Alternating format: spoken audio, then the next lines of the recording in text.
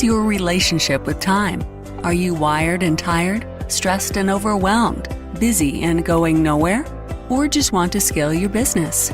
Welcome to Take Back Time with your host, Penny Zenker.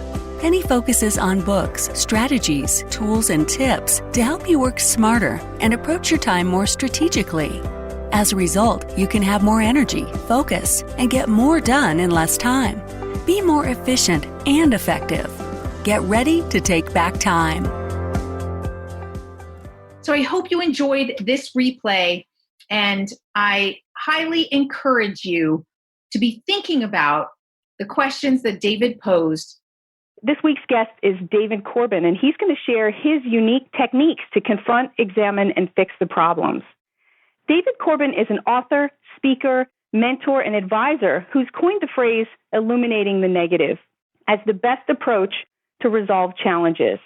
He's been referred to as the Robin Williams with an MBA because of his high-content speeches coupled with entertaining and sometimes side-splitting stories and applications. He is a funny guy. He's a former psychotherapist with a background in healthcare, and he served as a management and leadership consultant to businesses, organizations of all sizes, Fortune 20 companies to businesses with less than $1 million. And he enjoys the challenges of all of them. He's worked directly with presidents of companies such as AT&T, Hallmark, Sprint, as well as the HUN Secretary of Veterans Administrations and many others. David's latest book, Illuminate, Harnessing the Power of Negative Thinking, has reached number 2 in the Amazon category of business life. So without further ado, I'd like to welcome David Corbin. Hey, David, great to have you here. Hey, well, it's great to be had here. How are you today? The song says you got to accentuate the positive and eliminate the negative. And so I'm totally into accentuating the positive. You know, I'm a pretty positive guy. And when it comes to reading the books, I think I've read them all. I'm honored to be in Think and Grow Rich. I'm in that book and I'm around that.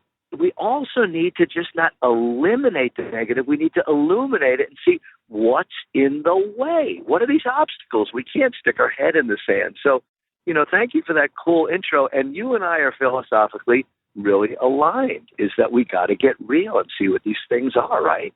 You know, I know so many people who don't allow themselves to be negative because they think that that's taboo, that's not allowed to think negative. But they forget that we're human and that in order to get to the crux of a problem, we need to be real. We need to really understand what's really going on.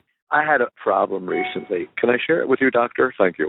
I had an issue where, you know, Sure. I wasn't doing my morning meditation. From a productivity point of view, I try to have as much regularity and routine in my schedule. So in the morning, I'd get up, I'd wake up, I'd do my morning ablutions, you know, and I'd clean my tongue and brush my teeth and drink my Zeolite, which is this powder which helps to cleanse the body of heavy metals and toxins and all that sort of stuff, right? And then I'd get back in bed and I would do a half-hour meditation using something called HoloSync, which is an audio bihemispheric training thing. So, you know, I would do that. But sometimes I would get on Facebook and spiral out on Facebook. Yeah, exactly. And get caught in that rabbit hole. Absolutely. It is a rabbit hole, you know? And so when I realized that, I had to accentuate the positive. You know, Facebook is great, keeps me in touch with my friends from high school, junior high school, you know, Hebrew school. I've got all these friends that are still in my life over 50 years because Facebook put us back together. That's accentuating the positive. That's really cool and groovy. But if I illuminate the negative, I'd go, whoa, you know, I sometimes get spiraled and whatnot.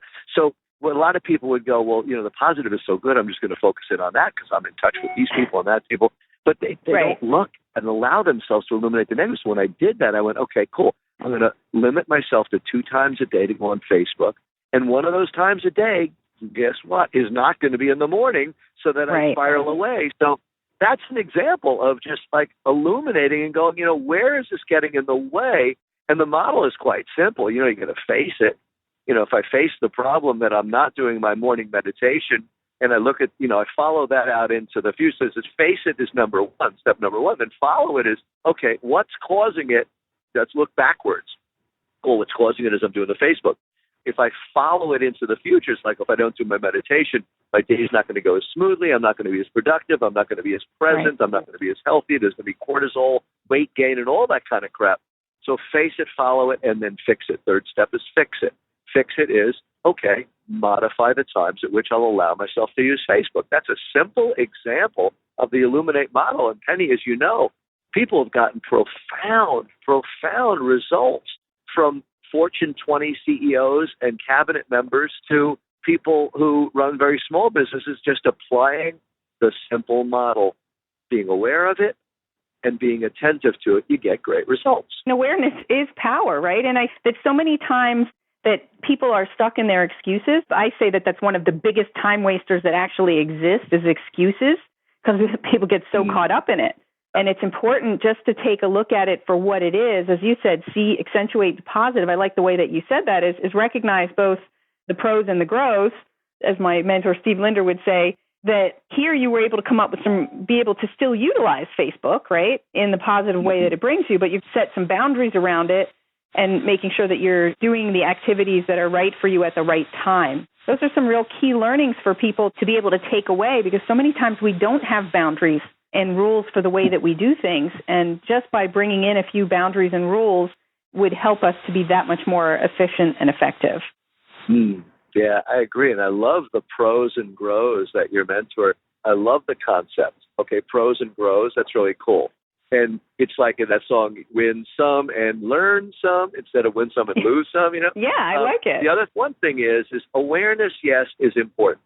I'm pretty sure, however, that every obese person in America knows that they're obese, and I'm pretty sure that every smoker knows that they're smoking. So awareness is not enough. It's really, as one of my colleagues, Mitch Axelrod, talks about in axiology, it's attentiveness. It's not knowledge, it's action, and it's not awareness, it's attentiveness and action. And so you could be aware of issues in your life. Like, you know, I was totally aware that before I went to sleep or after dinner, I'd have a couple glasses of wine. I was aware of that, right? Of course I was. But I was also aware that after I'd have a couple glasses of wine, I'd be like voraciously hungry. It would adjust my blood sugar. And I'd eat anything, man. It was like in the 60s and 70s, having the munchies, you know. I'd go, oh, let's see what we have. We have sardines, and we have chocolate syrup. Yeah, let's eat that, you know. It's like we get so hungry we'll eat anything. So I was aware that I would drink the wine at night and be hungry, but I wasn't attentive to it. And when I became attentive to it was when I said, okay, I either have to have some carrots or cut up celery or cucumber or something that I'll want to munch on, but it's going to be okay for me to eat before I go to sleep. You see, silly things like that are examples of the Illuminate model in action. You got to face it, you got to follow it, and then take action and fix it. And it's so simple. I'm almost embarrassed that the model is as simple as it is, but when you get the amount of results that we get from, I mean, huge companies that they blend in chief illumination officers into their corporation, people who are going around facilitating open, loving, vulnerable, authentic dialogue on people being able to illuminate the negative in a positive light, saying, hey, I think we might have a problem here. And I'm not complaining. I want to bring it up so we might be able to brainstorm how we could follow it and fix it. That creates a culture of growth and development. And I don't watch the news or read the news, but I got something on my email this morning about General Motors and some ignition crazy situation where another car blew up and they're going to have another gazillion-dollar settlement. And it's all because, Penny, they didn't allow for a culture to illuminate, because they did have people that know what was going on. They did have people who said, hey, we've got problems. But their culture said, listen, go back to work. We don't need that right now. We've got things we need to do. Yeah, we'll take care of this sometime. And they went into denial. They didn't illuminate. They didn't face it, follow it, and see what was causing this initial problem. How might we be able to engage some resources to fix it? And it would have saved not only money, but it would have saved freaking lives, because they didn't have the culture of illumination. Distractions are the enemy of productivity. Go to distractionquiz.com and find out your distraction profile. Are you a time zombie or a hamster? Take this free distraction quiz today to rate your ability to focus on what keeps you from being a wizard. Go to distractionquiz.com.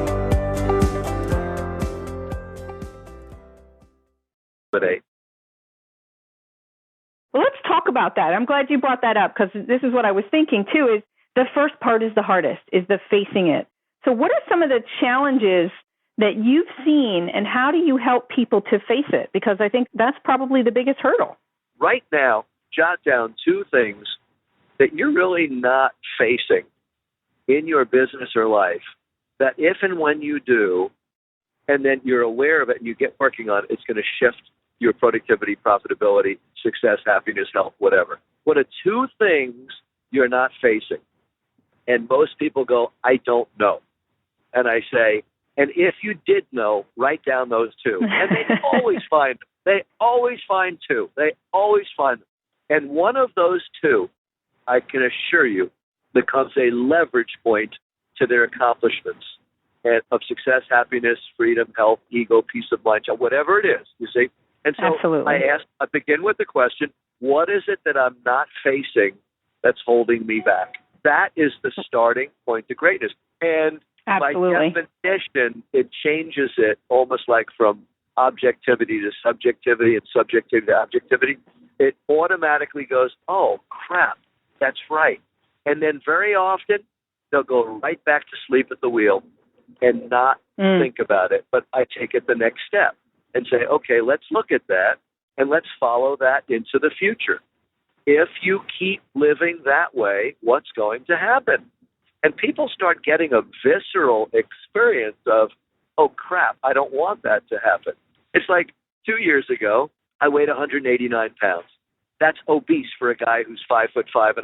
That's obese, 189 pounds. And I knew it, but until I followed it into the future and realized, well, I'm not going to have the retirement I want with health. I'm not going to be able to continue to play tennis. I'm not going to have this. I'm probably going to get that. Until you look at the implications. So number one is you ask yourself, what am I not facing? And then the next step is follow it into the future. Carry that into the future. What's your life going to be like? And people go, oh, crap, and then follow it back. Well, what's causing it? Well, I'm maybe drinking wine late at night, or maybe I'm going out to dinner with friends and meetings, or I'm speaking at events and they have all this great free food, and I just go crazy with it, So in answer to your question, I think they just ask themselves, what am I not facing? Awesome. So let's make sure that the listeners have a pen and paper in hand and are writing down in whatever way works best for you is to what do you need to face? So this is very powerful stuff, David. And, I love the fact that you say you're almost embarrassed that it's too simple. It needs to be simple. It helps us when we have a simple process, is a simple 3-step process to follow that you can use anywhere at any level of complexity, and it works. And it is simple, but what motivates people when I'm speaking with them is stories and examples of how individuals and organizations have used the illumination model and generated literally hundreds of millions of dollars, probably collectively over $1 billion. And it's all about if you face, for example, lack of profitability in an organization and then you follow it and you go, well, it's probably because, there's no loyalty from our clients and they just buy whoever's going to be the most price preferable. There's a couple more P's there. Price preferable, and there's no loyalty, and then they follow it and go, well, why don't we have that loyalty? And they go, well, we really don't treat them in a way that's going to give them any sort of a connection or a bond or any mojo connection or any loyalty. And then you say, okay, well, what if you could change that? And then they go about fixing it, and you see companies literally I don't know what the term is for 5 timing, but I know quadruple is 4 timing, literally quadrupling their profits by using that model. And you go, yeah, it's simple, but who gives we're grateful that it's simple because, holy mackerel, the results are outstanding. The takeaway, I think, for any listener is to make that short list. And then once you have that short list, look at the ramifications of not taking action. Look at the ramifications of not taking action. Look at the situation, look at the problem, and look at the implications of that. And when you look at the implications of that, then you're motivated to move away from that. I showed a video once, and you might have seen me present this, where, I showed the Challenger Explorer, blow up in the sky, and it didn't have to happen. I show pictures of the astronauts who died, sons and daughters and mothers and children and fathers and sisters, and they all died, and they didn't have to. It's because the culture at NASA wouldn't allow for the illumination process. And then I show the papers that show that indeed they knew what the problems were, but instead of illuminating the negative, they just decided to eliminate the negative and ignore it. And it doesn't have to be that way. So if I were a listener right now, I would say, I got it. I am motivated.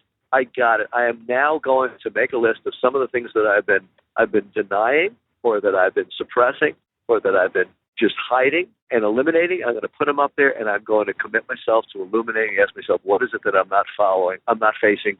And damn it, I'm going to face it. I'm going to follow it. And to the extent that I can, I'm going to fix it. And by the way, I want to point out, not everything could be fixed.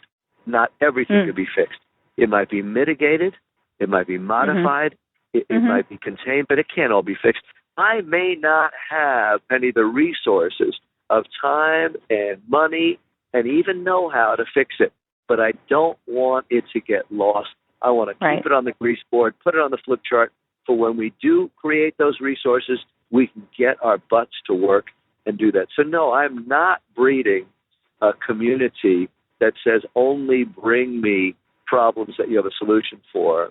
I think about some of the interviews that I've had, because, I love talking with people like yourself. You're the real deal. I mean, you not only believe in what you do what you do, and you create tools for other people to have that level of productivity that you have. That's the sign of greatness, And I was interviewed by a great interviewer on Oprah Radio, and they said, well, okay, this sounds cool, but how does this model, let's say, apply to the family? And I think they thought, that kind of stumped me. And it's very quickly. Can I tell you the answer that I shared with them? Yeah, what'd you say? So I said, it's kind of simple. Picture this. Here's a family, and they've got a 14-year-old or 15-year-old daughter, and she's doing pretty good in school, and she's really good on the soccer team. And the kid comes home on a Friday night, and she's acting a little strange, not herself, a little moody, and her breath smells a little bad. I don't know what it smells like, but it doesn't. And so, you know what? So what I'm going to do is I'm going to accentuate the positive, eliminate the negative. You know what? She's doing well in school. She's really good on soccer. I just let it slide. And the same thing happens on Saturday night. And but I have something. Honey, she doesn't seem to be herself, but you know what? She's doing well. Okay. So they accentuate the positive and they eliminate the negative instead of illuminating it. And it turns out that what happens is the kid ends up drinking, maybe going into drugs or whatever, all because the parents kept their head in the sand and they went crazy. And it's a perfect example. And said, so what we want to do is we want to accentuate the positive. Yeah, she's doing good in school, doing good soccer, but let's eliminate the negative. Honey, I don't think she's herself. What's going on? Sit down. Baby, talk to us. You were, and now you're confronting. Okay, you're facing it, for crying out loud. That's an example. And they got it. And I know you get it too. Yeah. I get it. And I think everybody gets it, because what's important to understand is strategies are cross-contextual. What works in one area of your life, very often you may not apply it in another area of your life, but it works. And so this is a framework, a process that is going to work in any context. It's cross-contextual, is that what you said? Yes. That's some pretty fancy terminology, lady. Cross-contextual. I like that. Years ago, my business partner, Brian Tracy, you know who Brian is, of course, wonderful speaker and thought leader, we developed a program, and instead of it being time management, it was called life management, which then was kind of profound because it was, in the words of the great philosopher Penny Zenker, cross-contextual. I love that term. And I put my pinky out when I say that, because that's pretty fancy stuff. I love that. But I would just remind everyone to, in an organization or otherwise, if there is an issue or a challenge, ask yourself, is this a challenge that's worth looking at? Is it something, asking yourself, what are the ramifications? That's part of the following it. What are the ramifications? Because, they say choose your poison and choose your battles, right? Some issues or problems aren't really worth fixing and putting your time and attention to. Just like, certain businesses aren't big enough to do. I believe we suck until we don't. And our job is to remove the sucky factor from our lives and reveal the genius, brilliance, the magnificence that is us. My newest book is called from WTF to OMG with some LOL. When's that coming out? But how many of us have gone from WTF, what a farfignugan is that about, to OMG, oh my God, that is like perfect. And you laugh, you go, I can't believe I missed that, And there's so many, people we meet that we don't like, situations that happen, and we go, what the Ford is going on here? And then we realize, oh, that's why. How perfect is that? Oh my God, So, yeah, I think we all suck until we don't. And that's the whole process of measuring where you're at on the core functions of your business and your life and getting real serious, rating yourself on a scale of 1 to 10, where you're a 3, acknowledge that you're not so good. 1 is you suck, and 10 is mastery. Where you're a 3, 4, or 5, and where you're an 8, 9, and 10, where 8, 9, and 10, you accentuate the positive and go, yay, you pat yourself on the back. But where you're a 3, 4, or 5, you illuminate the negative and say, I'm going to close the gap and I'm going to be a 6. Oh my God, it feels so good to do that, to close the gap and to get better incrementally. It feels so good. Your self-esteem is so tied into that performance gap closure. Oh man, it's great. Where they could find out more information about you, if you've got any other programs that you'd like to let people be aware of, because I know they'd like to hear more from you and about you. The book that's going to be coming out soon is called Preventing Brand Slaughter, because most people know what their brand is or don't know what their brand is. But I want to say, whether they know or don't know what their brand is, they don't always live in accordance with it. So I think they're either building their brand or they're killing it. And brand integrity is living, or brand slaughter, they're killing. So Brand Slaughter is a book. I'm going to be doing a new mastermind program. It's a tele and in-person mastermind and mentoring program where they'll actually meet at my personal home in San Diego for a full day. We meet on the phone beforehand, and I'm only taking 18 people into that program. And so I'll be telling people about it at CEO Space, where I'm on faculty, and which is where I know you attend. And that'll probably fill up. But if anybody's interested, they could reach me at david@davidcorbin.com, david@davidcorbin.com.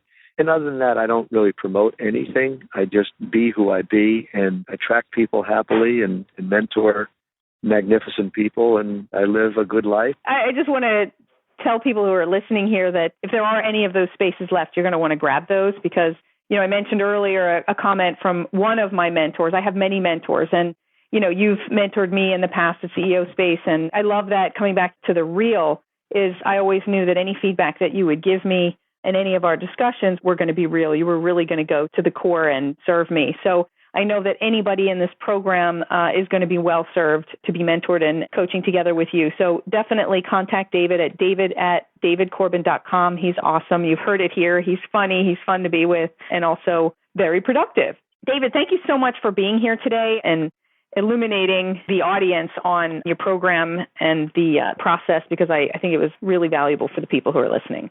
It's my pleasure, Penny. Keep doing the good work. I hope you enjoyed this episode with David Corbin, and I leave you with those questions that you can start this new year, which is asking yourself that simple question of what have you been avoiding, and see what comes up for you so that you can illuminate any of the issues that stand in the way between you and the goals that are most important to you this year. My name is Penny Zenker, and this is Take Back Time. I'll see you in the next episode.